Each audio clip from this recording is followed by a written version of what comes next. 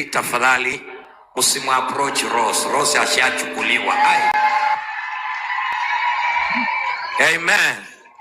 Rose ashachukuliwa.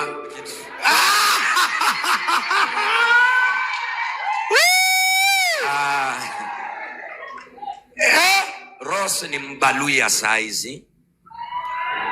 Amen. Yamekuwa chini ya maji lakini nabii. Harusi tunayo hatuna.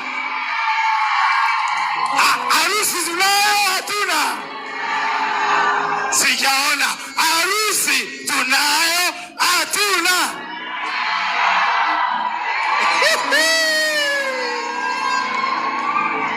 Actually ni mambo yalianza zamani, lakini leo Mungu ameamua, mahari ishapelekwa, kila kitu kimemalizika. So sio jambo la kujificha tena. Yaani yale Mungu amenifanyia. Nakumbuka nikienda Tanzania, was 2023 for dowry. Nilipigiwa simu kutoka State House wakasema it is Kenya marrying Tanzania.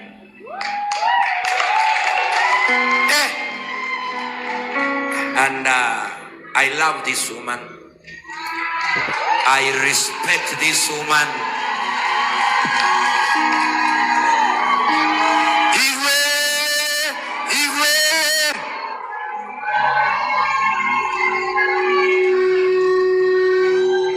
Nimeahidi kutoa 200,000 kwa harusi ya Rose.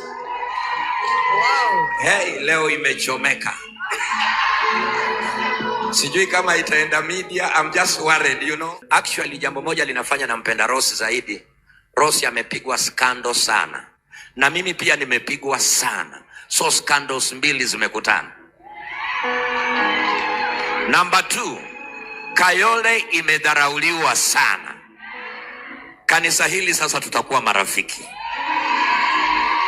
Tulikuwa tunaongea na Rose juu ya Jacaranda. I think sisi wawili tumetosha kujaza Jacaranda. Angalia jirani mwambie watch this space now.